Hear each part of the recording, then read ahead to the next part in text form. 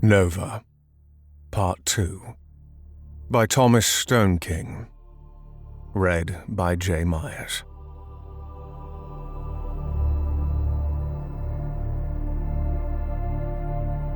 You are tired. It could be worse. You are hurt as well. Do you feel it? I am? Yes. Yes, my legs. How's this? That's better, much better. Thank you. Forgive me, who are you? What's your name? Come closer.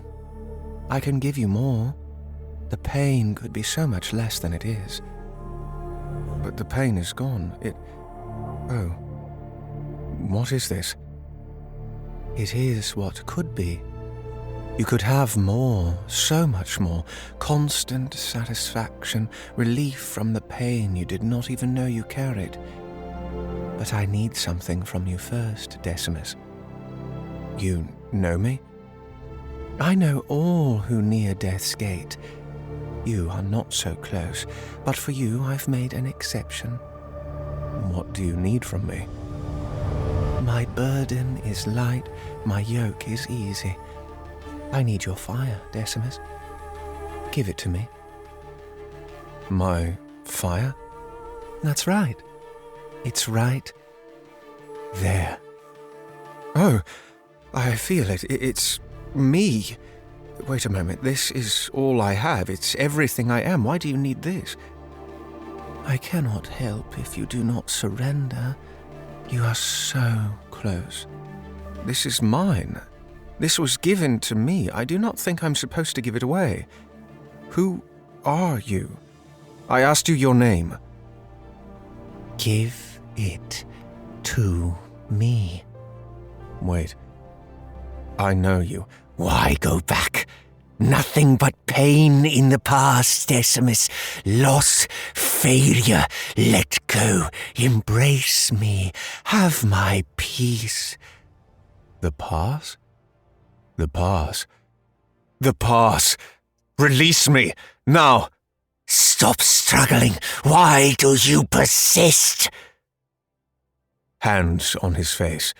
His throat.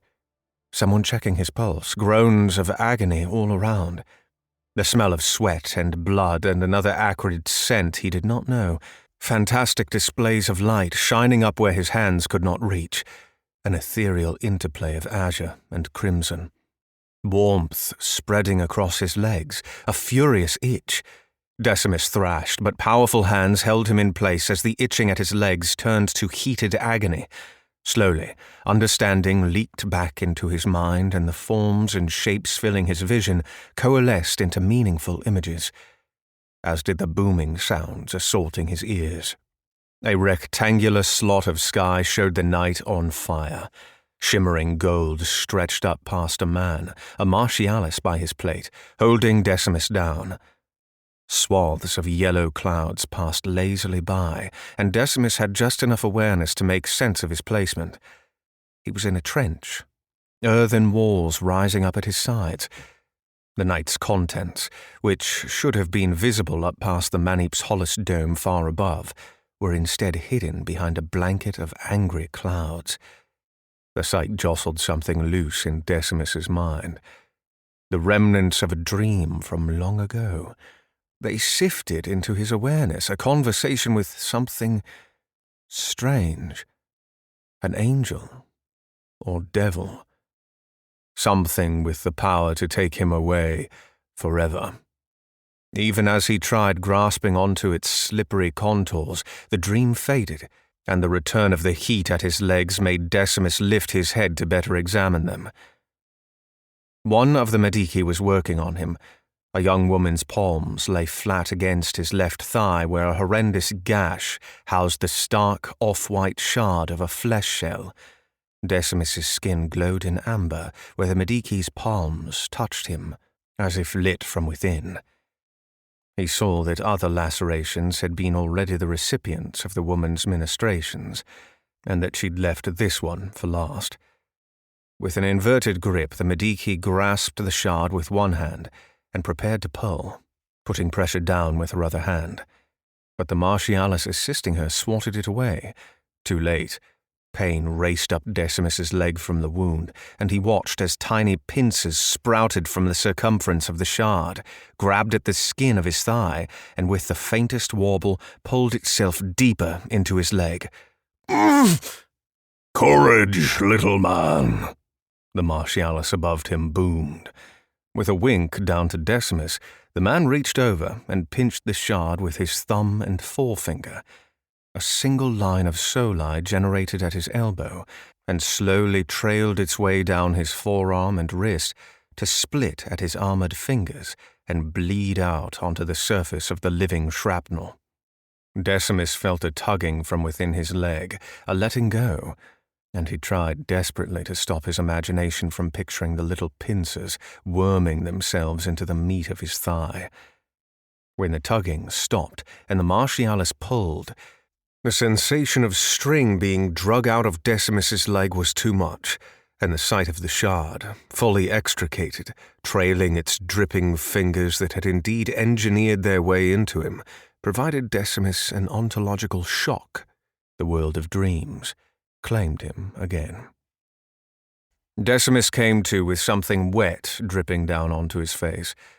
The groans of the wounded remained, the azure and crimson lightning in the sky, and furious sounds of explosions persisted as well, the latter muted by coverings over his ears now.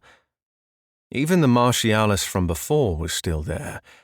He stood over Decimus, eating, his faceplate withdrawn into his helmet to make room for the activity as he stared down at Decimus. Beans. From a tin can it looked like. The man took another spoonful, missed the mark, and Decimus moved to avoid the deluge, bumping into someone who pushed roughly back at him. Decimus took in his surroundings. The rudiments of a medical triage had been formed at the trench floor, and it was packed to bursting. Men were laid out head to foot along the floor, and their sorry condition drove home the effects of the nocturnal enfilade. Terrible mutilations abounded, and not a one present was whole. Limbs were missing. Holes were punched clean through many men's bodies, so that the eye made a straight pass to the ground beneath them. Others had so little left of them that Decimus wondered why they'd been triaged at all. All had been tended as well as could be expected, without Farmos facilities. But many, far too many, were deathly still. The uninjured, Decimus saw, either lined the walls for protection or hovered over their companions, stopping bleeding where they could, or offering conversation to men whose only possible responses were groans of pain. "Right as rain, then," the Martialis said above him. It was true. The legs of Decimus's coveralls had been cut away, and the skin in many places was pink and raw. The Medici had done her work well. Decimus sped a glance at his thigh where the nocturnal shard had been, and it too was only a streak of pink irritated flesh. "How long—" A tremendous crash shook the earth, and fountains of soil rained down from the air. More cries escaped the lips of the dying men laid on the dirt floor, and flashes of light followed the downpour. Decimus scooted till his back was on the trench wall and found the Martialis next to him had not been standing at all. He was so large, even seated, his head towered at about the level one would expect to find a normal man standing. The giant took another spoonful of his beans, unbothered by the noise and dirt that fell on him. Decimus eyed the man's rank inscribed at his pauldron. He was a commissioned officer, as were all within the 5 genus of soul, but by his advanced age, he should have been at least a vigilant. "How long was I unconscious, Lector?" The Martialis wagged his head. "Several hours. No more than 3 if I had to guess." "Has the defense failed?" "The enemy has not breached the Ark's walls, no. But they are making a good show of it all. Such an array of their guns was not seen even during the Great Offensive. But even then, not a one shell landed within the regiment. The fortress have held up well, but they can't catch them all. and what shells of the enemy do not fragment have been found to emit noxious fumes. A curious development. That explained the yellow clouds passing overhead. Decimus's shoulders squeezed together at another series of crashes from the sky above. The Martialis peered upwards at the spectacle and said, "It doesn't help. The fault is that the veil is getting lower. It is like catching falling knives released right at the nose. We should let the enemy in and have at it. Chaos burns for combat." Decimus looked up as well, but with no reference by which to judge the height of the veil, he could not see if it was so. "And the batteries?" he asked. The giant Martialis shrugged, then nudged Decimus with an elbow to indicate his uniform. "You would know better than me, little man. What of them? And how is it one of the 6th cohort is down here, next to mighty Chaos?" "Chaos?" The Martialis thumped his chest plate twice with his gauntleted fist, the ceramic clatter startling many of the infantry within the trench and sending another groan up from those on the floor. "Chaos!" The man boomed his name again. "Well, Chaos, sir, I presume I fell or was dragged down here. I can't remember exactly." "You did indeed fall, little man. You flew through the air in a pinwheel right onto me. Spilled half my can of beans just there, see? See just there?" Chaos pointed, but Decimus did not look. Such life, such exuberance from the Martialis in the midst of the dreadfulness of the night was an unexpected comfort, and he only stared at the man in pleasant surprise. He'd met men like Chaos before. They were a rare breed. A humorous romance surrounded their demeanor and suggested their outlook was not a conscious decision. They were simply different. "But I meant your location the time of the bombardment. What was a legar of the 6th doing so close to the rear trench line?" "I come every night to the terrace, Lector. I just finished briefing the Solon. Oh, soul above, the Prefect!" Decimus turned to Chaos, but the man already was reaching out a hand to quiet him. "Peace, legar. Prefect Nautilla came to you the moment after you spilled mighty Chaos beans. She staunched much of your bleeding and dragged the nearest Mediki over to your kicking and screaming." Chaos gestured to the injured on the trench floor. "Those you see here were gathered largely by her efforts, as well as those of her Custos Guard. Vault the trenches they did. Such nimble things, Venerates. I do believe they're still at it." "Where did she go? Do you know where she is now?" Yes, one mustn't rush mighty Chaos. She asked you come find her when you could walk, if you could walk. Your injuries did not seem so severe to the Mediki who attended you." Chaos hooked his thumb at the line of men on the trench floor as yet another fountain of dirt followed the explosion of a noctule shell nearby.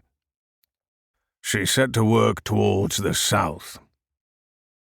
Decimus rose and surprisingly found his legs up to the task. He tested them with a squat and jumped. Nothing. Not even a twinge of pain. Marvelous. "Let the woman know I discharged my duties faithfully, little man. She asked I watch over you," Chaos said. "Yes, sir. Would you care to accompany me in tracking her down?"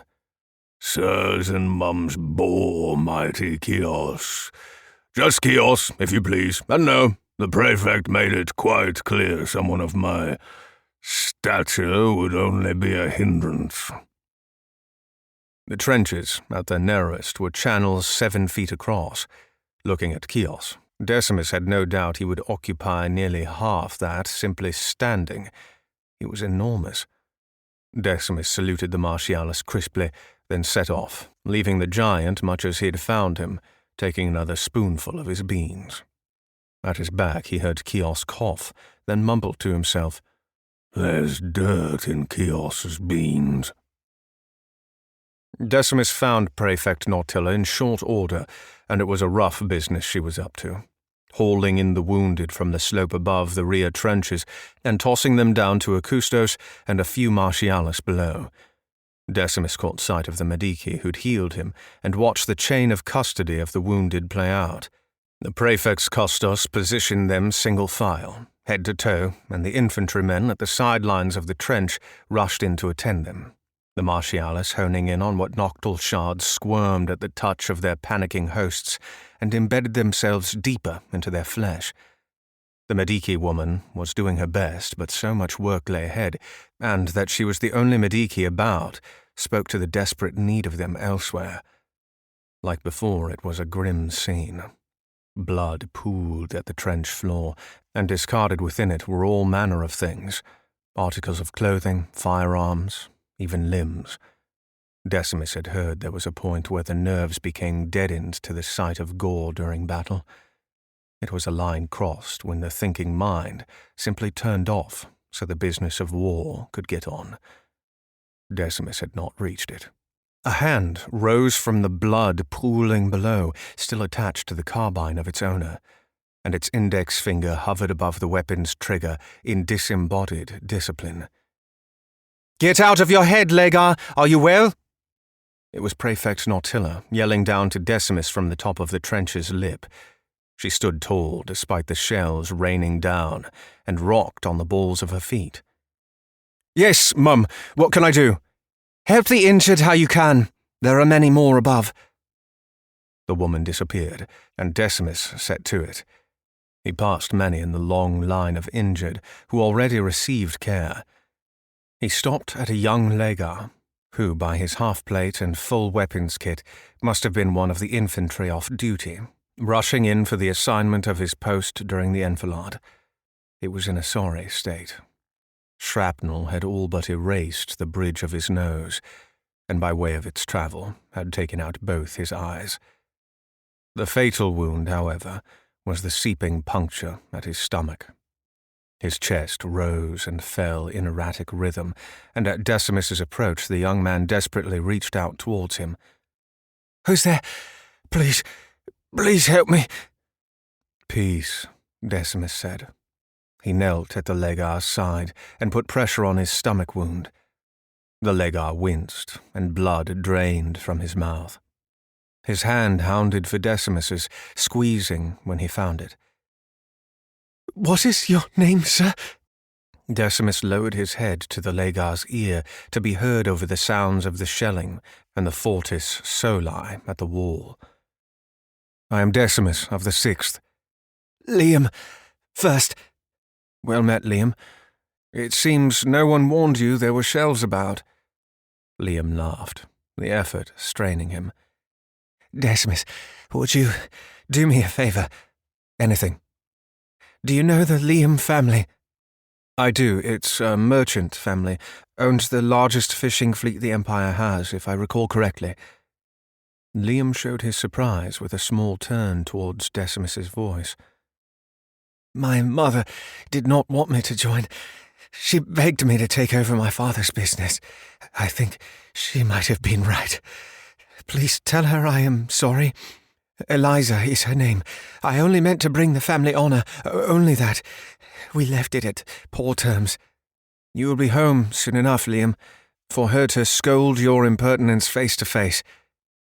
Decimus could not bring himself to look Liam in his mangled visage, and so stared at his ear as he spoke. With a coughing laugh, Liam said, "Is there a Medici about?" The blood at Liam's stomach had stopped flowing, through Decimus's efforts or its elimination within Liam's body. He did not know. The Medici woman was far up the line. She would not treat Liam, even if she were near. Too many others had better chances of survival than he. "Yes, she's coming. Hold out just a little longer, Liam." "I'm sleepy." "Ah, well. Then can you do me a favour?" Liam's answer took time in coming. "Yes." "I've a dog back home on my mother's estate, a big silver monster. It's the queerest thing, but when I tell people his name, they swear when next they sleep he visits them in their dreams. Isn't that odd? It's happened without fail. I believe it. What's his name? Pericles. You want to know what else? What's that? He shits in their bed. Every time, I say. Without fail. The laugh came from Liam. Weak, but it came. Ah, Liam. The Mediki is here. That's good. I was beginning to worry, Decimus. Decimus lifted his hand, then placed it back down on Liam's stomach. See? She's here. She's working on you. Right enough. I'm going to sleep now, Decimus. That's good, Liam. You sleep. I'll say hello to your Pericles. Shit on my bed. Liam's chest rose, then fell, then did not rise again. And why he should be so moved by the death of one he had just met, Decimus wasn't sure. But in Liam, he thought he saw himself, or perhaps the Empire as a whole, noble stock fed to war's hungry flame. So long the war with the Noctil had gone on, so many souls the true number would likely never be known. Decimus thought of Eliza, then Liam. The lives of soldiers were a currency only mothers and fathers saw for truth on the ledger. Not names or unit designations, but hundreds of thousands of the earliest childhood memories that made up son, that made up daughter. Liam jerked beneath Decimus. Decimus lifted his head in confusion, then lowered his ear to the boy's chest and listened. He checked the pulse at his neck next. Nothing. Liam jerked again, and Decimus fell back. What in all hell's? The boy's midsection convulsed. The unmistakable sounds of rending flesh issued from his corpse, and ignoring his howling instinct to retreat, Decimus came to a crouch and pulled at Liam's far shoulder to peer beneath his body. Ah!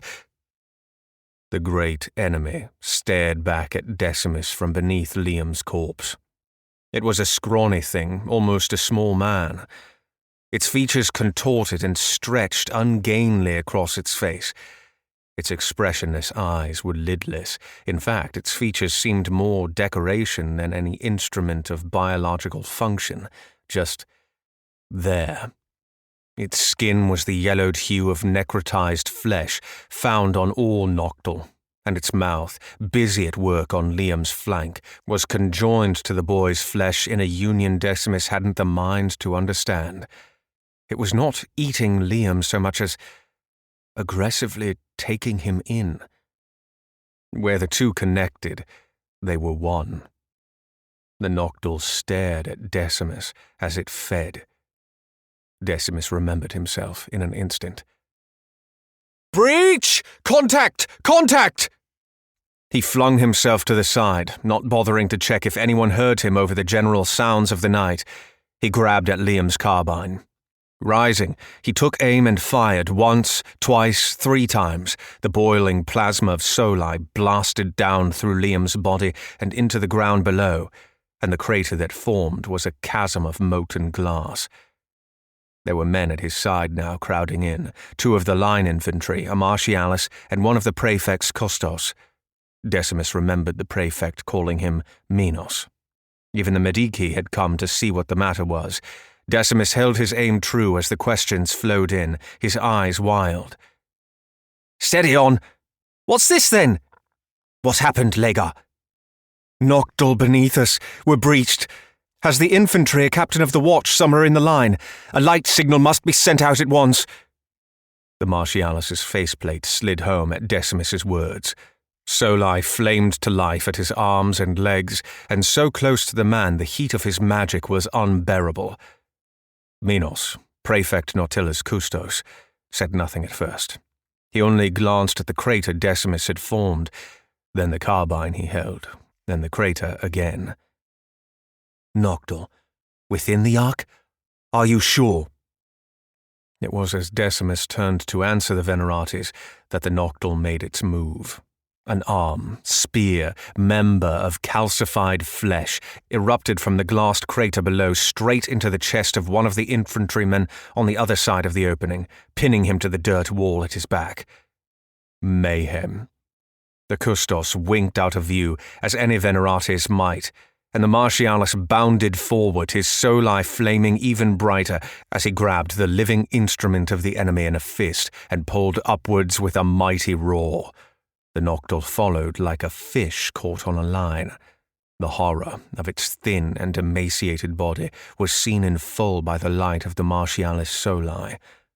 So much was wrong there. Teeth where there were no mouths, the beginnings of half-formed and infantile heads growing where there should have been none. It was a caricature, a joke with human anatomy as its punchline. As the Noctil flew through the air, its arm retracted from the infantryman at the wall, and the poor soul there slumped to his knees. The Martialis set forth in haste, and Decimus retreated, trying to find an angle to lay down supporting fire. But the trench was no place for close-quarters combat with the enemy. He stumbled over the wounded below, and the heat radiating from the Martialis had his eyes streaming with tears.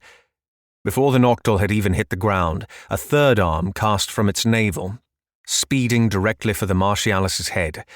The arm was cut in half. The Noctil shrieked a cry of pain and launched out with its free arm, and it, as well, was cleaved in two by an unseen adversary, Minos and his Zepho. The way ahead paved by the concealed Venerates, the Martialis whipped his shoulder back, pulling the small thing flying towards him like a meteor. The Martialis met the Noctil with his shoulder ablaze, not stopping his advance until he'd smashed it into the far wall of the trench.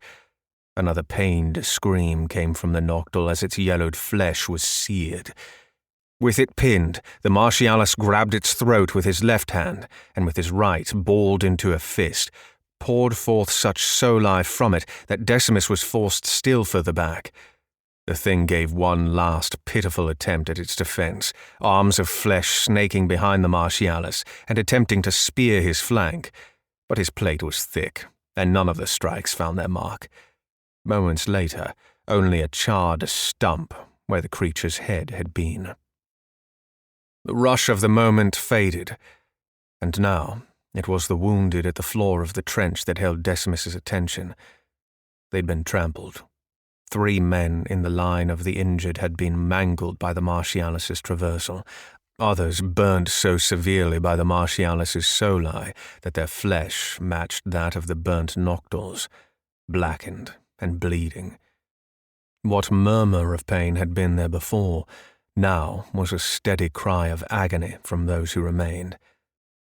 As Decimus studied the collateral damage, he met the eyes of the Medici woman who searched the skewered infantrymen for signs of life.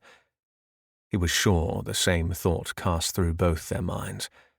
Their genetic predisposition for sheer mass, coupled together with their heavy plate, meant the lightest of the Martialis weighed no less than 400 pounds. If the Noctil had breached in earnest, within the close confines of the trench at least, the infantry's Martialis counterparts were just as dangerous as the enemy, perhaps even more so when imbued with soli. "We need to get topside," the Martialis yelled.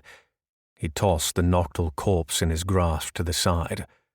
"Where there is one, there are many." "But how have they come?" the Medici asked. The Martialis knelt to the ground and scooped the saturated dirt of the trench floor in a gauntlet. "Drawn to the blood and the dying." "Yes, but how have they come?" the Medici woman pressed. "Irrelevant," Decimus put in quickly. "Sir, should we not find the infantry captain and light a signal for the regiment to see?" "Who is this?" the Martialis asked aloud, screaming to be heard over a fresh barrage of explosions in the night. Minos flickered into existence just at the Martialis's side. "Praefect's Batman." "Nautilla?" Minos nodded. "She hasn't got one." She does tonight. The Prefect has the gun. It was the second infantryman who now spoke. He knelt at his comrade's side next to the Mediki woman. Graveyard watch captain is dead, sir, he said. Prefect Nortilla took the gun. His comrade lifeless, the man rose and trained his carbine on the hole the Noctil had emerged from. We find the Prefect. We warn the regiment then, Minos said. The Mediki woman again. And the injured! Screaming. Even through the cacophony of the night, the sound was clear to Decimus's ear. It started in isolated pockets like birdsong, then transforming to a sustained drone of horror from everywhere all at once. Now the chorus. The sound of crashing soli from other martialis within the trenches. The sound of discharged carbines too came on strong, and Decimus wondered if the Prefect's signal gun would even be necessary. The regiment seemed plenty aware of the enemy's presence now. What of the injured? The Mediki pleaded. She already knew the answer to her question. The ground shifted beneath Decimus, and it was as if Mons, Skotos, and Lukos danced at their bedrocks. It roiled like an angry sea, and its portents Decimus knew from 7 long months of the regiment's defence within the valley. Where there is one, there are many. Without a word, Minos made for the closest wall of the trench, and Decimus set at his heel. Decimus lodged a foot into the trench wall and launched himself upward with all his strength, turning on his belly when he'd made the climb, to lend aid to those below. But they hadn't followed. The infantryman pulled at the Mediki, who shook her head violently and leaned away, her hands splayed in frantic gesticulation at the wounded gathered there. Decimus screamed at the pair to move. His eyes widened when something was birthed from the wall behind them. Decimus came to a knee, took aim, and fired his carbine. The round of plasma screeched past the infantrymen and Mediki and erased the emerging horror's shoulder and right arm completely, but its physiology was utterly foreign. This particular Noctil had no head, and Decimus watched as its abdomen split along the horizontal, expanding into a jaw that crashed down onto the Mediki woman from behind, engulfing her from head down to her hips. She screamed but for a moment, the sound muffled from within the Noctil that had her. Her legs thrashed in the air before a sickening crunch marked her end, and her legs fell limp. Too much. This was all too much. Of course he knew the Noctil, of course he knew war, but he knew them the way a man knew the taste of food by reading about it in a book. To see it, smell it, taste the flavors with your tongue, it was all too much. Decimus resisted the pull to retreat inwards as he leveled his carbine again.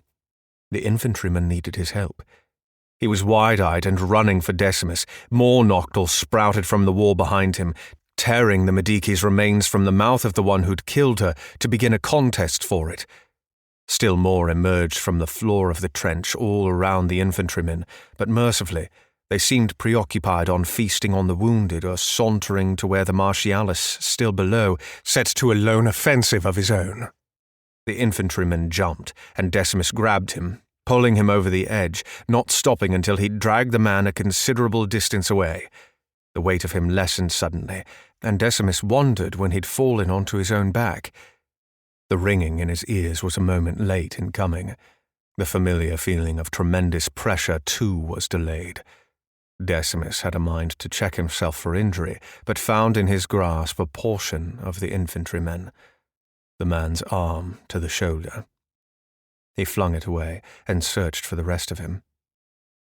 A flesh shell, 4 feet across, unfragmented and half submerged, now occupied the space where the infantryman's upper half had been.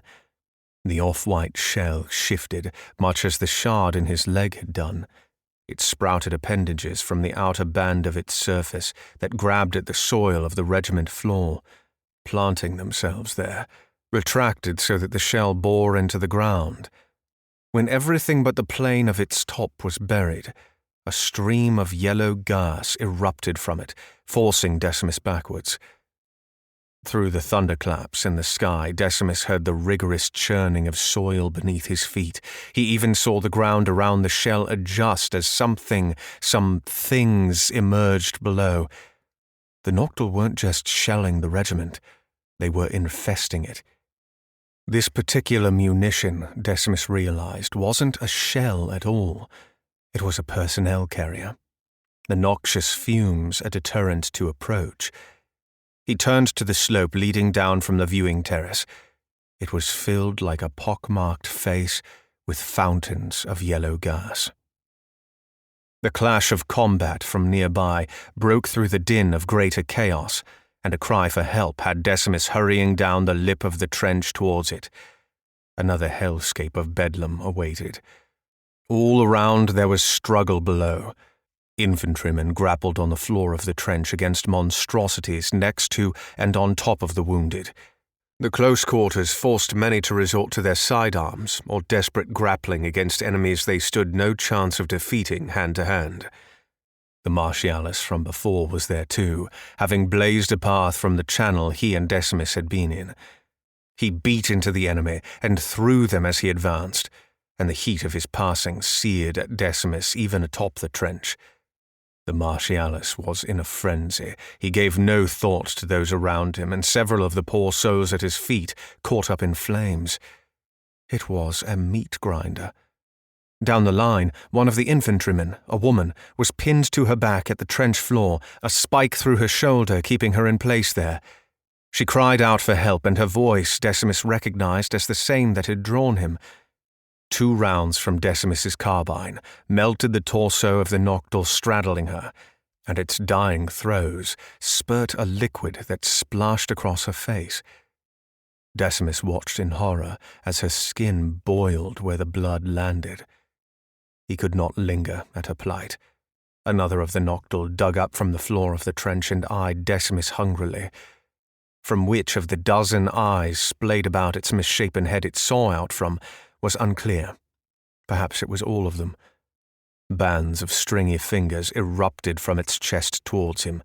Sidestepping the attack, Decimus fired round after round into the abomination until he saw at the other side of its stomach. It fell in an acrid heap and was immediately followed by another digging up from beneath it. This one paused at its dead comrade and began taking it in, much as the Noctil beneath Liam's corpse had done. Decimus did not give this one an opportunity to attack. Anywhere he saw movement in the dirt of the trench floor and walls, he fired, till at last, in that section of the line, a reprieve came to settle on its occupants. The Martialis did not stop, didn't want to. The man whirled left, then right, wondering where the fight had fled. Not finding it, he lumbered down the line till he turned a corner and went out of sight, the heat leaving with him. "Out! For the love of Sol, out of the trenches!" Decimus yelled. "Hurry, we don't—" A thrumming entered his awareness, and he turned his ear upwards. It was an almost subliminal beating, rhythmic and barely audible. Then it was gone. He knelt and began assisting the infantry as they climbed, and when they delayed too long, went down himself and began pushing, shoving at them from behind to get out, eyeing the floor of the trench as one would a viper. Decimus looked to the dead before beginning his own climb. They were mangled and burned beyond hope. But one of them stirred. A man reached out a charred arm for him, both his legs crushed. Decimus approached and found the man was pointing, his index finger raised, not at him, but his carbine. Decimus shook his head. "Do it, Lega. It is his wish, and we do not have time. There is nothing else we can do for them, unless you'd have the enemy tear into him while he can still feel it." Prefect Nautilla stood above him, Minos at her side as well as the rest of her Kustos guard. The prefect eyed the line of dead men at the trench floor with an expression Decimus could not understand until he remembered she'd been the one to bring the wounded there. As Decimus aimed his carbine, the dying man raised the flat of his hand to his chin and arced it forward towards him. "Thank you." Decimus fired.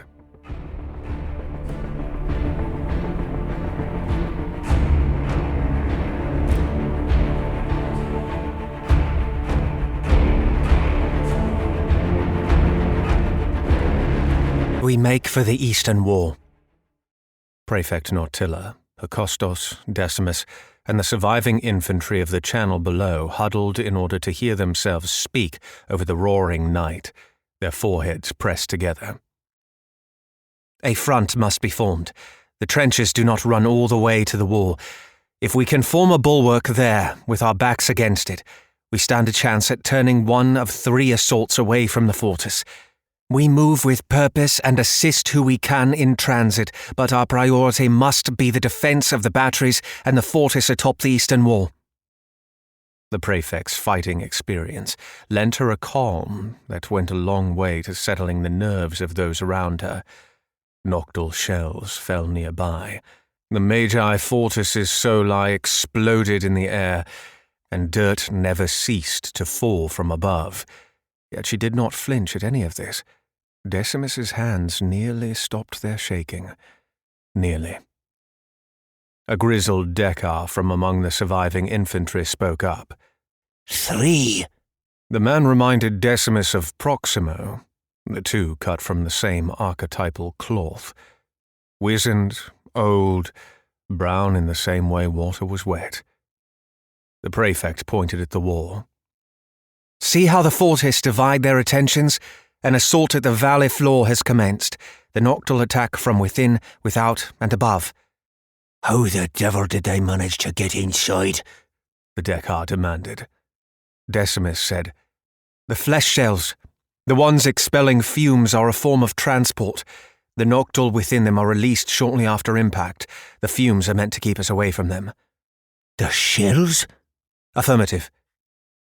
Those gathered came to the same realization and turned as one to look on the eastern half of the regiment. The number of gaseous fountains was tremendous. Across from Decimus was Minos. He'd gone to find the prefect and discovered the light gun she'd procured from the dead infantry captain would not fire. Such are the tendencies of hardware during war. The man did not look away with the others. He stared fixedly, his eyes moving back and forth between Decimus and his rifle. Decimus slung the carbine, Liam's carbine, to his back, out of view, and gripped at the tattered pants of his coveralls to force his shaking hands still. Prefect Nautilla continued. The regiment never planned for close-quarters engagements with the enemy below. There are boards meant for traversal still over the top in places, see? We will use these to hasten our advance. Where they are too far out of the way, we jump the distance. The Dekar grunted, his brow raised. Decimus shared his concern. 7 feet across at the narrowest were the trenches. He could make that jump, but he'd need a running start. The Dekar asked, Why not head north and cut across where the trenches end, Mum? It's at least half a mile there. The noctile are engaged with our forces below, but should they rally, the batteries at the wall will be their first target. Time is of the essence, gentlemen. What is your name, Dekar? Adamantius, Mum. Adamantios. At least 2 men should run point while the others cover your flank. 1 man turning to cover the other's advance, the other watching the way ahead. My Kustos and I will be close at hand for support, but will be concealed. Spread word as you travel that we make a front at the wall. Have your men check their arms, then move out. Help who you can, but get to that damned wall, Dekar. Those are your orders. The prefect turned to Decimus. Lega, you're with them. A thunderous blast forced everyone to the ground, even the prefect. Whistling shrapnel flew by, some shards pinging off the ground and whizzing away into the distance. The man next to Decimus flinched, and when he didn't rise with the rest of them, Decimus turned him over to find a hole the size of his thumb in the man's forehead. A few feet. That was the nearness of death here. Was the thread of life really so thin? You heard the lady, dogs. Check gear. We move out in 30 seconds. Adamantios caught sight of the man lying at Decimus's feet and approached, kneeling to offer a benediction. So bless you and keep you. Soul shine his face upon your brother. He closed the man's eyes. Have you engaged the Noctul in close quarters before? It was Minos. Decimus hadn't heard him approach. No, sir, not before today. He nodded. Find your courage. Keep your distance and avoid solo engagements if you can. What is the heart of the infantry? The Triax, Decimus answered numbly. And if it should fail? The Dian. That's a good lad. Make for the wall with the others. The Prefect and I will be close by. You still have charge on your rifle? I noticed you haven't any battery packs on you. Decimus shook his head, barely registering Minos's words, his right hand feeling for the absent packs at the belt he'd lost in the night. I'll find some, sir. I'm sure there are plenty lying around. Take it, Lagar. He's no more use for it. Adamantios encouraged from where he knelt over the dead infantryman. Decimus removed the utility belt from the man, adjusting its length till it fit him, while Minos left to rejoin Prefect Nautilla and the rest of her custos. One by one the Venerates winked out of sight, till only Prefect Nautilla was left visible. She looked to Decimus and nodded. Courage, Lega. Then she too was gone. Adamantios again. Right, dogs! Who's taking point with me? Death behind. Decimus stared at the slope to the rear. A ruinous place it was, cratered and riddled with poison. Death at his feet. He looked to the infantryman lying there, his stare lifeless, empty. The blood from his forehead forged a path down between his brows, at the side of his nose, and pooled there. Decimus didn't even know his name, yet so close had they come to resting together forever. Death ahead. The vista of war opened up before Decimus. A web of destruction laced the sky, where the fusel's crimson soli hounded highlighted noctule shells that traced in azure. The trenches, too, were utter madness. Screams of the dying and those clawing for life filled the night, and made the soul feel somehow it was responsible. Men climbed desperately for safety atop the trenches, only to be ripped back down, and bright flashes gave testament to the Martialis' furious crusade below. It was the same no matter where he looked. Everywhere there was death. There was left within Decimus only the certainty that he should try and die well. He ran and leapt into the madness. Not until Decimus and Dekar Adamantios jumped across the third trench line did their band of 7 find a board they could use for traversal to the wall. The two crossed the board over the opening of the next trench over, and at once saw a Martialis, cornered at a dead end down the way, flanked at either side by infantrymen. The corpses of men and noctule littered the floor leading up to the group. The Martialis did not imbue himself with soli. This Martialis, at least, took notice of the men at his side and their proximity, or had depleted his native store of energy. 2 noctule giants pressed in at the trio. Serrated blades of calcified flesh jutted from their bloated sides and shoulders, and anywhere the Martialis left an opening in his attack, one of the riflemen fired, forcing the noctule who'd surged at the opportunity back a step. Textbook formation work. Adamantios looked at Decimus and signed "Attack" with a fist while he turned and covered the advance of those men coming on from behind. Decimus took position above the closest giant, aimed, and fired. The giant's legs vaporized at the first round of plasma. The second tore into its torso as it toppled to its side. The Martialis wasted no time and leapt forward, crushing the giant's head with a palm strike, the blow flaring with the smallest flash of soli. The other giant saw it, the new opening.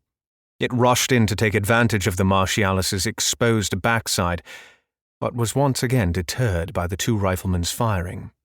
Shielding its face with the blades at its sides, the giant withdrew, one step, then another. Decimus aimed his carbine, but in the time it took to blink, the two blades at its shoulders withdrew into itself and emerged as a single member at its backside, straight for Decimus. It struck out with the new scythed arm, and Decimus would have lost both his legs had a violent pull at his collar not saved him. He'd scarcely hit the ground when Prefect Nautilla blinked into view the opposite side of the trench and began peppering the giant with her own rifle. The giant tried the same attack again, its arm disappearing on Decimus's side and emerging the other, but it was shortened considerably as it neared the woman. The peal of an invisible Zepho rang out, and the nocturnal giant hissed in pain.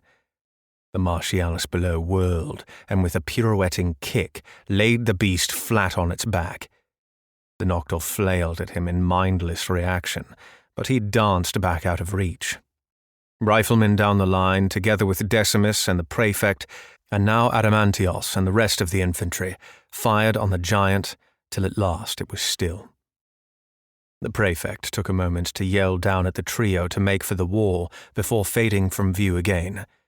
Together with Adamantios, Decimus helped the three men up from the trench. "I want one of those," one of the riflemen from below said when Decimus had gotten him to his feet. "Some kind of prototype?" "I'm sorry?" "Your carbine took down one of those things with just 2 rounds of soli." "Oh, standard issue, I'm afraid." "Standard issue, my arse." Decimus didn't let the man press the matter. He set off at Adamantios's heel, who'd begun crossing the next trench. Their numbers swelled rapidly as they went, and as a result, their encounters with the nocturnal became straightforward affairs. Decimus and the topside infantry laying down fire into unsuspecting nocturnal, while the Martialis and infantry below swept in to take advantage of the tide of battle that had changed in their favor. Extreme caution was shown when their number was forced to jump the distance between trenches. Adamantios and Decimus going first, then Decimus holding front while Adamantios turned to cover the rear. Often the nocturnal simply ignored them, the debris of flesh below a feast they would not be turned from. The momentum of their advance was undeniable. Twice, a disorganized flank from nocturnal too weak to compete for the flesh below was thwarted by Prefect Nautilla and her custos. The Venerates moved like wolves, always present but never seen till the moment of the kill. And the battlefield evolved. Many of the Eastern Watch had either received the message to make for the wall or had come to the decision on their own, and as men took up that rallying cry, the mass of them atop the trenches surged. Some fired in support down into the line they'd climbed from, while others meandered about in traumatized confusion. The effect was the same. The nocturnal were drawn upwards, and the frenetic whirlwind that was Decimus's advance became maddening. Everywhere, men fought for their lives against pale monstrosities, the closeness of the combat resulting in indiscriminate fire from carbines and sidearms alike. Friendly rounds of soli were fired off without care as to who might be behind the nocturnal they aimed for, and more than once Decimus winced, ducking his head as searing heat passed less than a hand's breadth from him. And every time the chaos tempted Decimus towards amnesia of the shells still falling from above, the thunderclap of one's detonation and the whistling by of its fragments reminded him death still came from above. Finally, Decimus's group had the trenches behind them. Their number had swelled near 60 and included line infantry, Martialis, a detail of Medici, Prefect Nautilla, her custos, and himself. He noted with dismay that the prefect's custos had gone down in number. Minos was among the Venerates missing. If they concealed themselves or had been killed in transit was anyone's guess.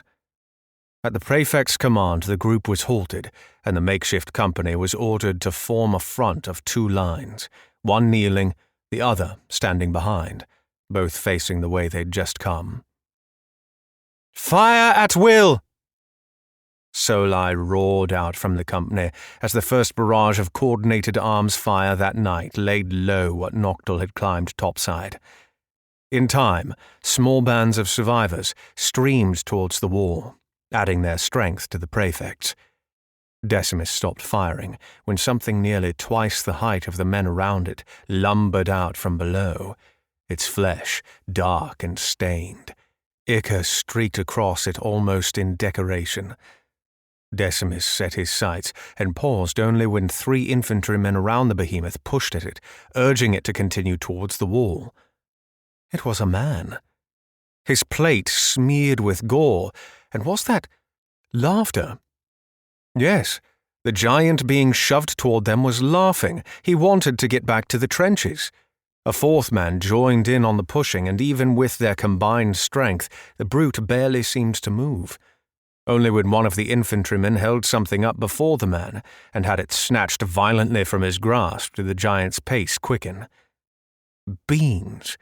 The man had waved a can of beans in the giant's face. Chaos had survived the slaughter. More than done so, the man seemed to have thrived. After a quarter hour, the tide of Noctil began to ebb. But Decimus saw the illusion for what it was. They were not defeated, they were not gone. They remained below, and now used the regiment's own trench lines as cover. For the sounds of fighting still rang out from within them. Even the flash of soli occasionally erupted, evidencing some martialis that remained. The prefect's company fired less and less now, a reflection of the diminishing number of Noctil topside. Men popped up from the trenches at the perceived calm, abandoning whatever accommodations had allowed them to survive. They clawed desperately for safety atop the line, and 2A1 was skewered to the ground and dragged back down by fleshy instruments. Some others were caught mid-air as they leapt the distance one trench to the other, usually falling in pieces. The stragglers had waited too long, had waited till the chaos abated to move for safety when the time to do so had been in the thick of it. Impotent rage flared within Decimus, and another in the company gave voice to it. One of the Medici cried, "We should help them!"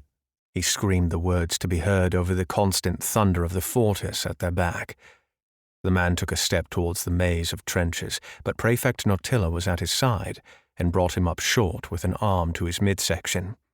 "The wall and the batteries, men. These are our priorities. Steady. I cannot allow good men to suffer, Prefect." The Prefect ignored the Medici. She looked on their company. She studied the fortress behind them, studied their gathered strength, then eyed the closest of the Phaetic batteries. The 3rd, against the eastern wall. The woman barked a series of commands, and their company, doubled now in size, was cut into 3 maniples. The prefect assigned a commander for each of the other 2 from among the officers of the Martialis' ranks, Chios being one, and then sent them forth, a maniple to the battery to the north, the other the one to the south. The prefect's own maniple began moving for the wall, but she held fast. She stared at the Medici who'd spoken just before. The man wasn't moving. Anguish painted across his face as he looked upon the trenches. "The men below play for time that we may attend the moment's greater objective, Medici. Outsized compassion is not a virtue. It is a vice, and one that leads to Noxus. I caution you against that path." The prefect set off, and Decimus followed close behind. She didn't bother checking to see if the Medici listened. He hadn't. He set out for the trenches. Just before reaching the eastern wall, Decimus turned to check on the man. He'd begun to tumble into the dirt. It was too far from the trenches for the Noctil to have reached him. A bloody slash arced across his back. It was a clean cut.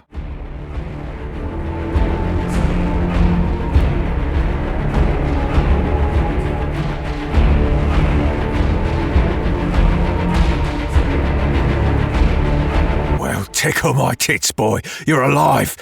Proximo screamed, his temple to Decimus's. "I blame you for all of this. What the bloody hell did you tell the Solon anyway, eh?" His uncle's words held a veneer of cheer, but the tone beneath them gave away a haunted desperation. The lines of his face seemed deeper than before, too, creases appearing and disappearing under the light show of soli above them. The effect was magnified by the thick screen of dirt enveloping them both. "You weren't on graveyard watch tonight. What are you doing here, Decker?" Decimus asked. Some little shite told my cell to pack off. Said he'd pick up the slack, he did, only he didn't. Prefect Nautilla stepped forward and put her head to the two men's. "Status report, Decker." If Proximo was surprised to find Decimus in the company of the prefect, it didn't show on him. 10%, Mum, dropping fast. It's a damn near constant firing. I'm throwing in dampeners I replaced this morning to keep it cool, but the situation's the same down the wall. Hells, might even be the fusel that give out first. They haven't had any rest. The prefect's jaw twitched, and Decimus thought his knees might buckle. 10%. So soon? She asked. Proximo nodded. Efficiency's the problem. The lower the remaining soli gets, the harder the dampener has to work to keep it cool. Soli's bleeding hot out the supply lines, practically scorching by the time it reaches the fusel's armour. Usually not a problem by this point. Dawn arrives. But we're on a Noctur's timeline now, Mum. 10%. And the night wasn't even halfway through. Decimus didn't have to look at the fortress or the sky to understand how they'd consumed so much energy.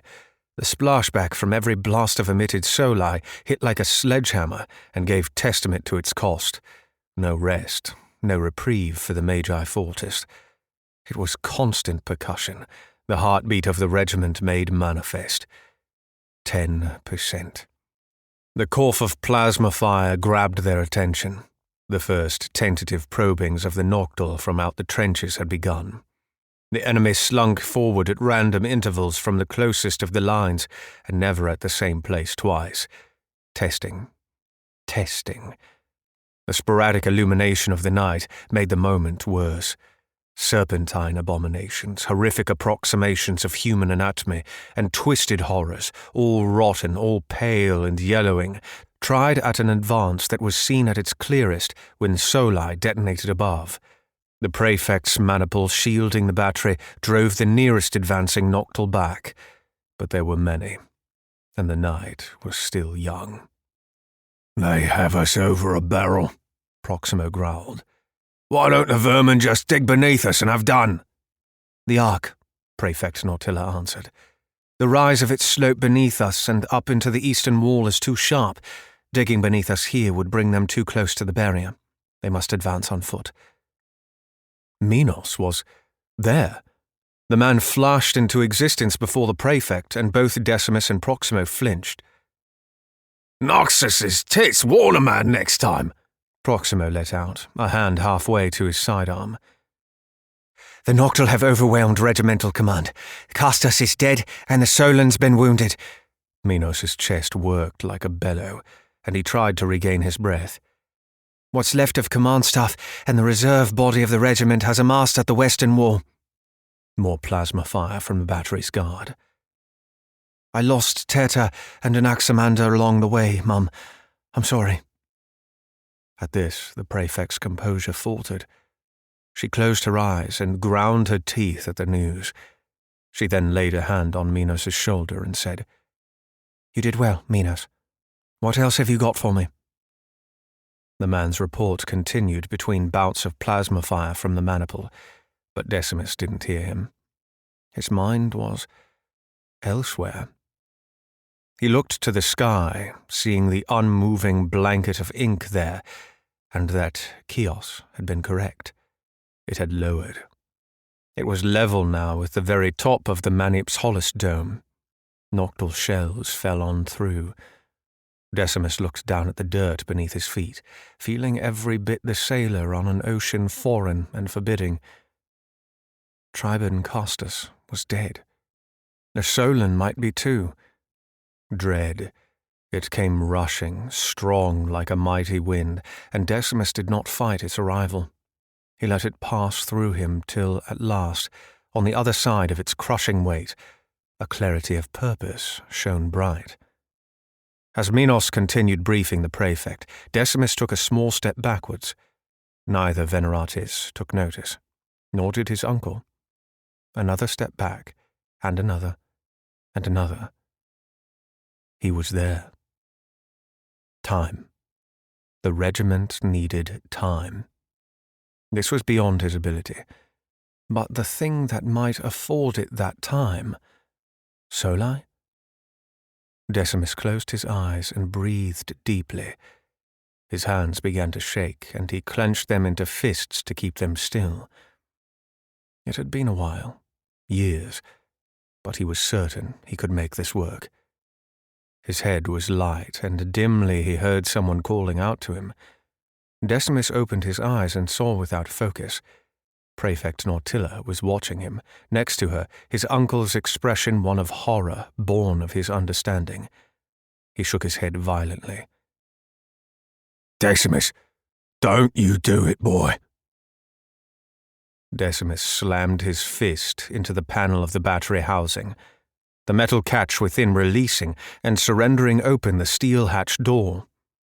The prefect had her sidearm leveled at him instantly. Decimus didn't look away from his uncle. He didn't need to. He knew the contents of the housing block like the back of his hand.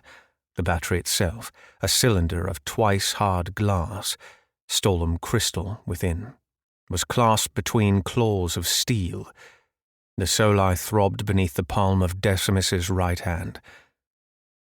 "Forgive me, uncle."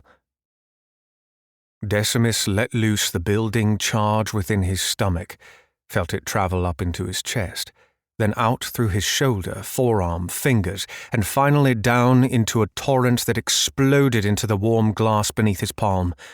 Blinding light. When Decimus opened his eyes, several things were true at once. The prefect had not fired on him. Metal, cold and hard, was pressed firmly against his throat, and the nearest of the Magi forters atop the wall had completely stopped in their defense of the regiment.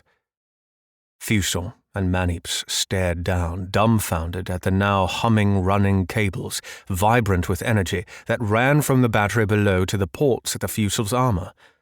They followed the cables to their source, caught the steady illumination enveloping the battery, then settled their attentions on Decimus. "He's a bloody Nova!" Metal pressed harder. "Hold, Minos!" Prefect Nautilla's eyes bore into Decimus. Two custos he had not known were there apparated at either side of the woman, eyeing him down the sights of their carbines. Even some of the perimeter guard had turned on him, their firearms raised with clear intent. The prefect's gaze travelled from Decimus's arm, buried to the elbow within the battery block, to the battery's display port. She stepped forward. "My lady! Hold, Minos!" She approached the display port, then gripped it so tight her knuckles went white at the strain. "Mum, he's a Nova!" Minos hissed now in Decimus's ear. "You didn't even need those battery packs, did you? You are one. Let it slip into your rifle a bit, didn't you?" 60, 80, 95%. Lega. Holy hells. Decimus wasn't sure if he'd heard the prefect curse before. When he felt the external cap, felt the overflowing of energy that signaled matter's inability to hold more, the work was finished. He didn't want the battery to explode, after all. He removed his hand from the glass casing of the phatic battery and wobbled at the disconnect. The effort of expenditure, of imbuing, left him unsteady. He dropped to a knee, and the prefect was at his side, propping him up. "Minos, escort duty, on me!" Minos guffawed, refusing to lower his knife from Decimus's throat. "But, Mum, he's... Now, Minos, do you want the regiment to last the night?" Still, Minos hesitated. Decimus didn't blame the man. Thought for a moment he might simply push the metal into his throat anyway. With a reluctant nod, the man lowered his Zephyr and fell in behind Decimus, winking out of view as he did so. Proximo now. "Where are you taking him?" Unabashed concern bled into his voice. The prefect ignored the question, and with a wave of her free arm caught the attention of the two Fortis, who stared on from above. "Where's Felix?" "Down the wall, Mum. Second battery, I'd say," the Manaps of the pair said. "I need an escort to the second battery then, gentlemen. Priority 1. The Fusil of the pair pointed at Decimus with a gauntleted hand. Thermal ablation had rendered the gauntlet's outer layer exposed to the heat of his magic. Blackened layers of soot marred its entire surface. "Is he what I think he is?" "Soul help us, but I think he is."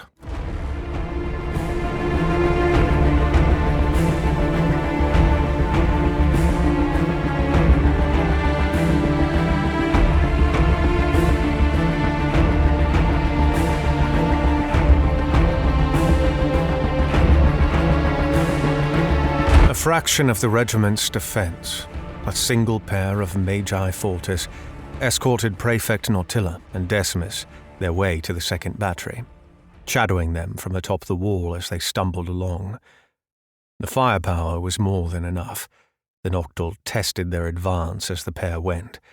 They seethed within the trenches, and Decimus feared they would come on like an ocean of filth to overwhelm the burgeoning line of defence against the eastern wall, until the Fusil above fired. Blistering soli soared over Decimus's head. It thundered out from the Fusil's fists and utterly transformed the trenches wherever Noctul spilled out. Entire sections levelled instantly. The dirt, and anything that may have been hiding beneath, melted until glowing embers and the reflective surface of glassed soil were all that remained. It was one thing to watch the Fusil and Manaps from afar. To watch their soli cast high into the sky, it was another to have it arc across one's brow and land where he could see it. There was heat. Then there is the scorching air that dries the eyes and makes the tongue forget it ever felt moisture. "I thought you were some Aristos bastard, Decimus, not... The prefect spat to the side. Decimus couldn't tell if it was disgust or simply dirt in the woman's mouth that compelled her. "I will not apologize for what I am." His tone drew an appraising glance from the woman. "Sounds like you've your fire back. Can you walk on your own?" "I think so." The prefect held Decimus out with a hand, and when he kept his legs, they ran again.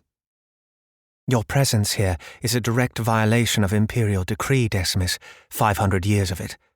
"I'm aware." Decimus pumped his legs hard as he could to keep up with the woman. "Will you strike me down? He breaks no law who saves his people."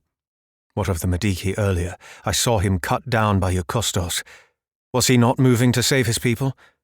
"A difference in categories, Decimus. He disobeyed a direct order to serve out misguided compassion. I do not think it is vice that moves you. Am I wrong?" No honorifics, no titles between the two. Here was a conversation between two bloodlines, already old when the seat of the first emperor rose to power. Generations spoke through the mouths of both genus present. "No. But the law is iron. An exception based on intent cannot stand." Nazifa was at his throat before he knew what was happening. The prefect, at a complete stop, and Decimus nearly impaling himself as he dug in his heels. Twice in less than an hour, that Venerati's blade was at his neck. "If you're so eager to die, Decimus, we can have done with it now. Or we can see what the night brings. You've shown me you have it within you, somehow, to afford the regiment at least one more glimpse of So's face. Would you deprive them of this, or can you wait to die till morning?" Decimus batted the Zepho away and ran on. It was Dekar Adamantios who challenged the two when Decimus set to work at the second battery. "What's this, then? What's he doing in there? What's that light? Prefect, what's he on about? Oi, Lega, get your hands out of there. Well, bend me over and bugger my..." "Dekar, hold your line. Decimus, are you ready to move?" Decimus fell in a heap onto the ground. A grunt issued from someone else nearby. Then there was a rough prodding at his ribs. Is the little man dead? Not sure, the prefect answered. A sense of déjà vu assailed Decimus when something wet fell on his face. Chios, Decimus said weakly. Would it be a terrible inconvenience to eat somewhere else? The prefect again, looking down at him from next to the giant. What's the matter with you, Decimus? A clamour began around them before he could respond. Decimus couldn't see it, but hushed tones bled into feverish excitement, yelling as men pointed out the charge at the second battery's display port. You see that? Look! Cyril above was saved! Miracle! It's a bloody miracle! He did that with his hands? Adamantios let loose on them. Get back to work, dogs. There's still a war on. Get! What's that trench? A boot's going up the arse of the next man to turn round. Try me. It's been a long day. Carry me to the next one, Decimus said. Then again, louder. Carry me! I can still do what I need to do. I'll just need to be carried. The prefect eyed Decimus skeptically, but saw the determination in his eyes. She stooped toward him, stopping at a hand from Chios. I'll carry the little man. To the first battery. Then back south to the 4th and 5th. It'll be a trek, Lector. I am Chios. The man scooped Decimus off the ground, as if he weighed no more than a sack of potatoes, and Decimus's entire view was shifted to that of the ground and the man's backside. Before the prefect could step away, Decimus grabbed at her from atop Chios, pointing at the carbine she held. She frowned, then handed the weapon over to him. Cat's out of the bag, Mum. Might as well. Decimus concentrated, staring down at the weapon in his hands for a moment, before a fierce glow shone from the pack at the butt of the rifle. Decimus's head lolled and bounced off of Chios's back. Weakly, he said, Should last the night, well into tomorrow. Give your other packs to the custos. He handed the carbine to the prefect, who took it gingerly. She eyed it as if it were a snake. Thank you, Decimus. The Eastern Watch were not the only ones taking note of Decimus's progress.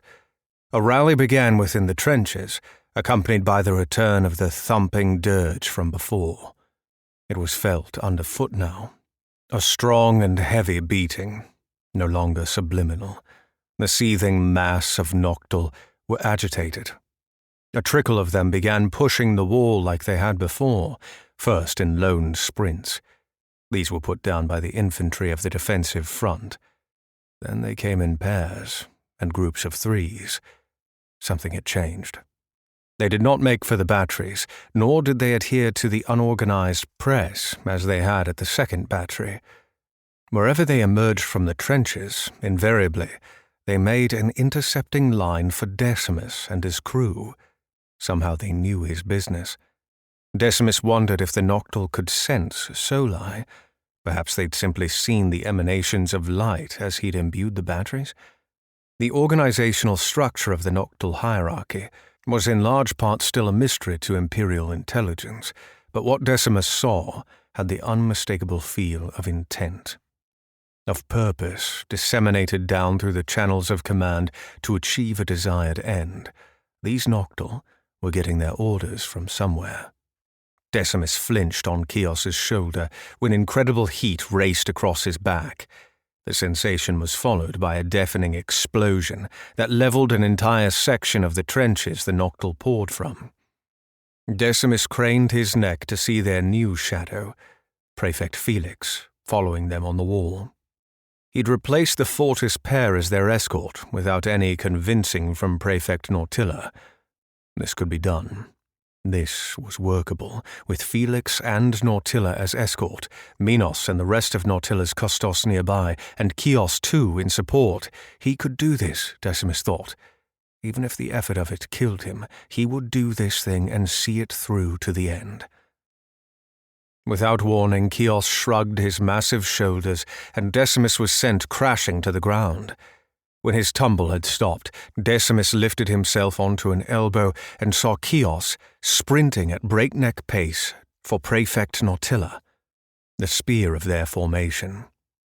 3 small forms, too fast for the uncoordinated fire of the men at the wall, and now too close for Felix to be of any use without killing them all, raced out from the nearest of the trenches, their bodies bent severely and close to the ground. Raptors. They reached the Prefect before Chios did, though they did not descend on her bodily. They kept their distance and circled the Veneratis, clacking mandibled jaws, as all 3 fired objects from the terminal ends of whipping cords that curved from their backs and shoulders. The projectiles streaked toward the Prefect and screamed as they passed. The Veneratis danced. She leapt into the air and spun so that the first wave of spikes passed harmlessly beneath her. Her carbine coughed 3 times before she hit the ground. And then she was gone. 2 of the Prefect's rounds struck home, and one of the raptors was sent reeling to the ground. The rest of Decimus's entourage descended in force. Behind the farthest of the Noctil came the discharge of a carbine fired at point-blank range, the Kustos. The raptor's midsection collapsed, and the creature folded in on itself. The 2 remaining Noctil turned as one and whipped their cords in the direction of their fallen ally. But there was nothing there. An unseen Zephor gutted one of the 2 remaining raptors from behind, while the other became the recipient of Chios's undivided attention. The last of the Noctil trio saw the giant's arrival and fired at him. Chios met the projectiles with searing swipes of his soli-imbued arms, and when he'd reached the enemy, grabbed the creature's leg like a toy and lifted it with both arms above his head. He pulled, and the Noctil was in 2. Blood and fleshy strands draped over the man and sizzled at his still imbued arms and shoulders. The giant let out a childish laugh as he threw away both halves of the enemy and glanced about, eager for more. No, you've just arrived. Stay for mighty Chios. The thumping dirge of the night grew even louder. What Noctil had emerged to support the 3 raptors halted in place, many falling back in droves. Some scratched at their varied heads or beat themselves against the earth in apparent frustration. A deep and resonant bass now. It was heard above the sounds of Noctil shells fragmenting within the regiment, heard above the fortis firing soli at Decimus's back. "It's happening again. Hold on, Chios." Chios hesitated. He'd been about to lift Decimus over his shoulder again, and had had his hand swatted away. "What's the delay, Decimus? We have to move," the Prefect urged. She studied the way forward. The first battery of the Eastern Wall was in view. It was close. Decimus shook his head, his tone wistful. "It's happening again, Mum." "What's happening again?" "Same as the enfilade." Decimus shoved his chin in the direction of the trenches. "We're about to be outmaneuvered again." He stared at everything and nothing at all, his eyes unfocused. "The attack, Prefect. Offense. Our advantage lies with our initiative. Attack the trenches, tell Felix." As if to lend credence to his words, the thumping dirge increased to a prodigious volume. Its pitch was increasing, and its accelerating cadence indicated a drive towards something. Prefect Nautilla signaled the wall with a wave of her arms, and immediately had Felix's attention atop it. The woman crossed her braced forearms, then signaled 3 times with a bladed right hand at the trench line behind her. Felix stiffened visibly. But what trust ran between the 2 prefects must have been a deep one. The man's reticence faded in an instant, and now he ran to a pair of the fortis closest to him on the wall to issue his order. Prefect Nautilla yelled over her shoulder, "To the wall! Quick march! Come now, Decimus, this was your idea!" Chios scooped him up off the ground, and they ran, and the unremitted judgment of soul passed over them. through the heat that washed as a wave across the exposed skin of his face, neck, and arms, and the dust that raised into the air and was blown away at travelling walls of concussive force, Decimus watched with satisfaction, then awe, as the trench line of the first battery was transformed into yet another plain of destruction. Molten and smouldering. In fact, there were no longer any trenches to speak of, only a glassed crater. With nowhere for the enemy to hide, nowhere for the Noctil to run. But the rhythmic beating continued. Prefect Nautilla flung her bladed hand out once more, and yet another volley of soli was cast from Felix and the fusel at his side. Another blitz of destruction. The crater widened, deepened as well. When this attack relented, a brightly lit network of embers illuminated the crater like streaks of lightning. Chios reached the prefect's side and turned to face the destruction as the woman began a roll call for her custos. 3 Venerates flickered into view, Minos among them, then concealed themselves a second later. Decimus had only a view for the eastern wall. "Put me down, Chios. I want to see." Chios obliged. Decimus came to a knee, for this was all he could manage, and saw that the crater was not empty. The dirge had stopped playing, but what lay below was just as concerning. Stellated knives, unearthed, thrust upward from polygonal bases within the embers of the crater floor. Had the fusel unknowingly excavated down to the arc below? The knives' surfaces were not uniform, not in the way the arc had been described to Decimus. That sacred bedrock the Empire's precursors had constructed beneath the floor of the pass.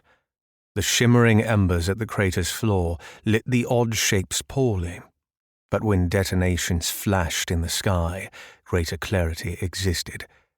The giant knives were off-white, almost yellow, like bone.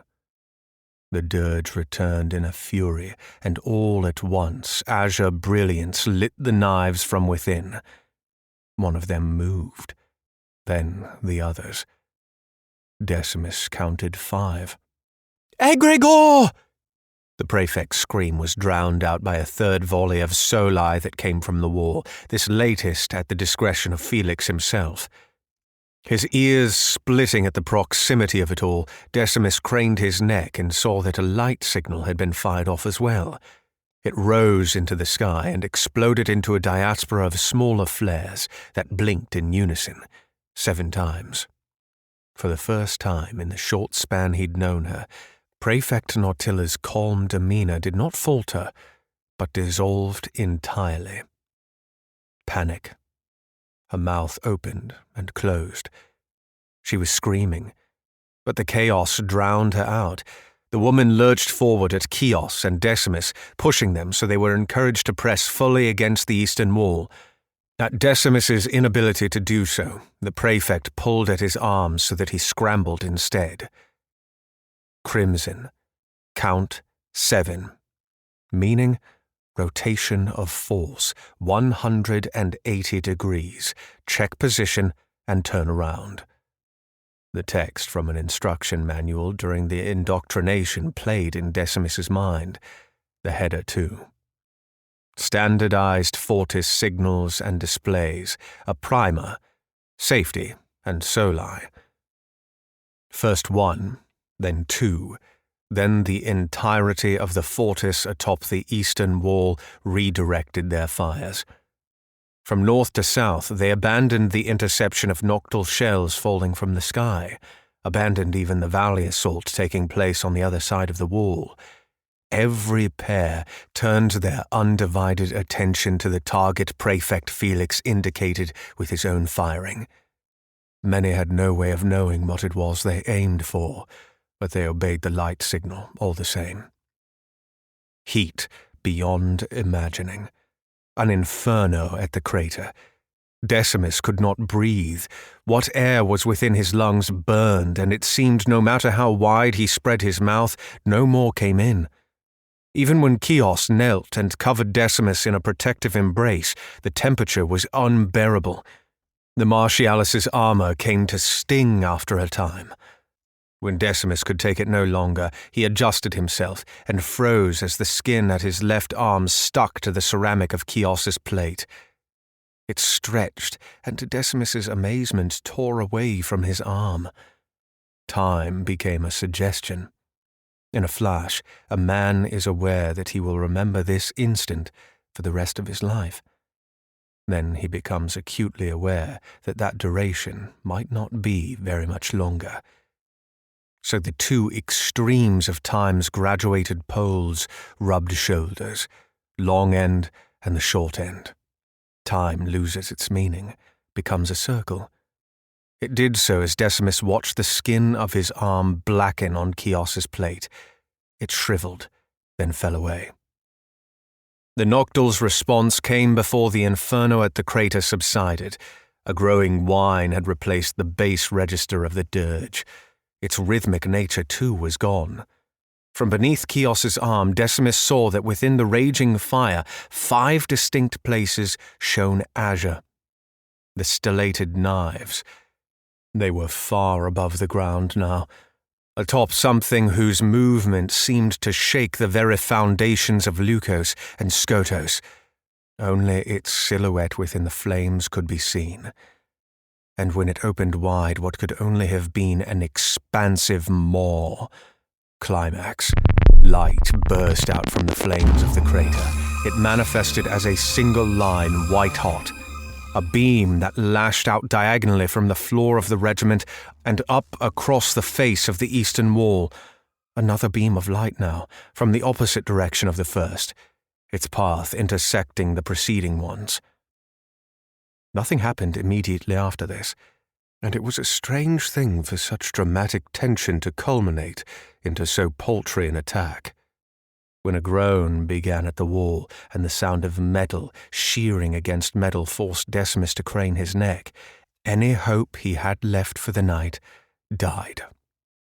A giant V had been carved into the wall, and the cut metal fell like a tree.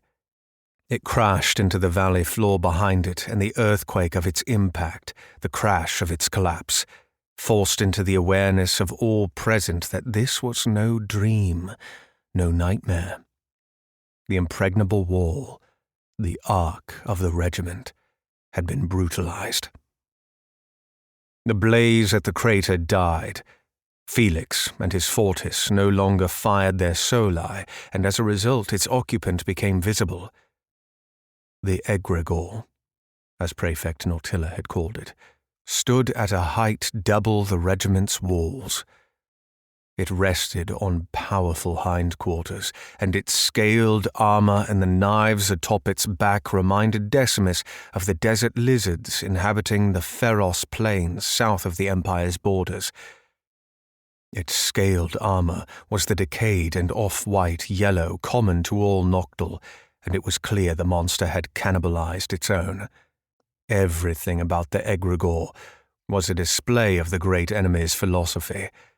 Its elephantine claws were the amalgamated bodies of Noctil foot soldiers, welded together and pointed as talons. So too the beast's teeth, nothing more than Noctil bodies, hardened and shapened into rough approximations of incisors. Decimus's eyes devoured the egregore, scouring it for any weakness he could find. It had not emerged from the fortress's assault unharmed.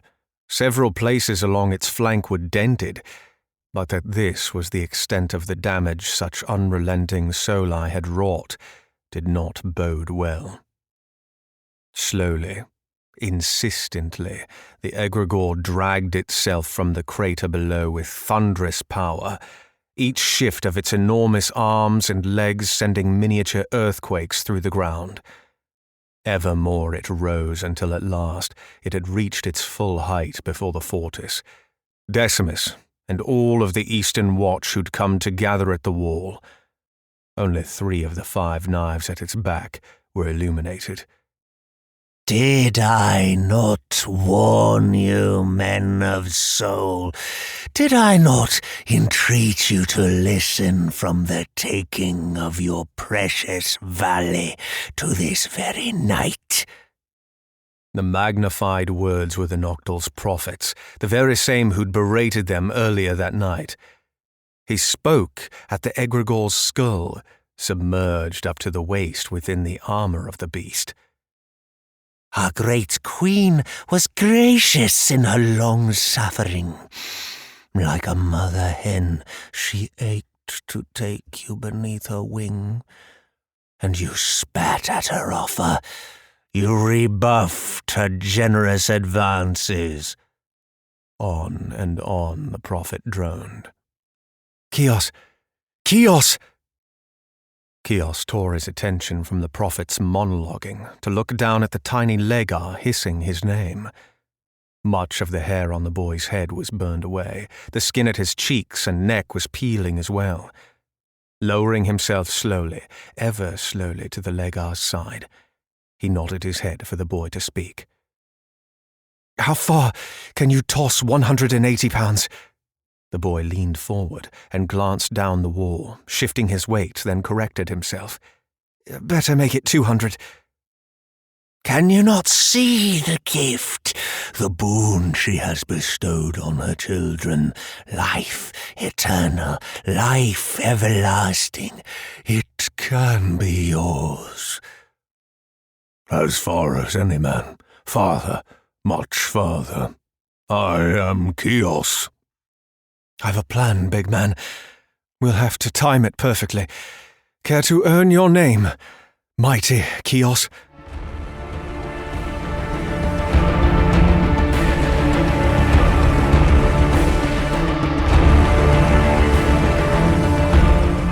Power. Holy, pure, and shining blessedly through his nerve endings, filled Vathnok with ecstatic joy. Why the ants below could not see his majesty, see his austere and manifold strength, and understand this too could be theirs, was beyond him. Did they not see how much he loved them?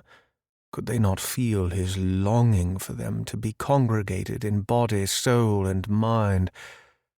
Could they not see with their own eyes how beautiful and shining was he?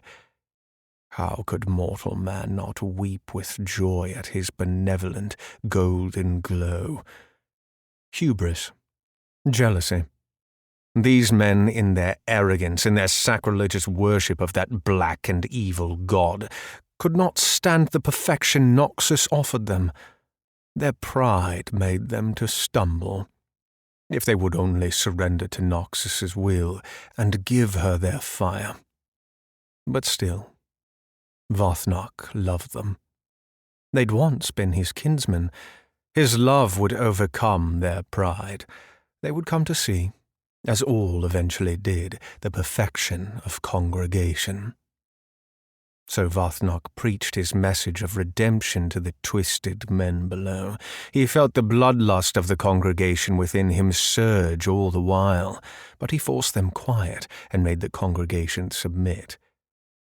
Ice, burning and cold, splashed across the congregation's shoulder, interrupting Vathnok's sermon. One of the black priests of the enemy had fired his corrupted energy from atop the wall. A second blast from the man nearly hit him. Vathnok retreated into the warmth of the congregation, as another synchronized wave of cold power came from all the wretched priests. Let them fire, Vathnok thought. Let them see how little their efforts achieve. Vathnok opened his mind and touched the wills of his servants outside the enemy walls. "I've cleared the way for you. Advance. Come in force." The splashes of darkness against the congregation petered out as the enemy priests diverted their attentions to the opening carved into their fortress. Vathnok's servants poured forth, beautiful apostles of the Queen heralding her salvation. The congregation had seen enough. It stepped through to deliver the killing blow. Vathnok willed the congregation's mouth open, willed the energy stored in the living shards of Noxus's power at their back to charge for the attack. Power surged, and everything changed. A terrible well of darkness flared at the base of the wall. This was the third time now. Where was that darkness coming from? Seeding the sky of the valley for so long should have ensured no such potency remained. And yet, a halo of hateful power sprung about a single man, quite taller than the rest, broader as well. The darkness swelled around him, so intense it hurt the congregation to stare. It grew in its fierceness, so that Vothnok saw, far too late, that the deep shadow was not the large man's at all. It came from something else. An object, a canister, held tight in the arms of a boy, hurled like a javelin, straight towards the congregation. Fast. Much too fast. "Shut the mouth now! Shut it tight!" The congregation tries. Its powerful jaws begin to snap shut, and they start a slow turn away. But the boy is inside. He is taken in whole. The shadow he carries burns down into the gullet, and there is pain. Seeping cold begins to spread. It is filling the congregation from inside. Black ice is tearing out from within. Vothnok panics. In his desperation, he connects to source. Feels his awareness travel through the pass and plains and a gorge and into a familiar cave miles away. "Summer, I need more power. Please help me." Noxus's divine general is blurry. The connection growing unstable by the second. Vothnok senses the general's assessment of the situation through him and in him. "I can see that, Vothnok. But to those whom much is given, much is expected. You were given all the power you needed to complete your commission, and you have failed. Your fire will be put to use elsewhere. Thank you for your service." Vothnok feels the magical connections of will to congregated flesh and bone begin to sever. Connection to the divine general is gone. He is losing control of the congregation. Long ago he was promised an escape from pain and suffering he didn't know he carried. But it arrives now, and Vothnok is confused. It hurts so much more than he remembered. How could he bear it? The weight of existence was too much. If only he'd some fire left of his own to help shoulder it.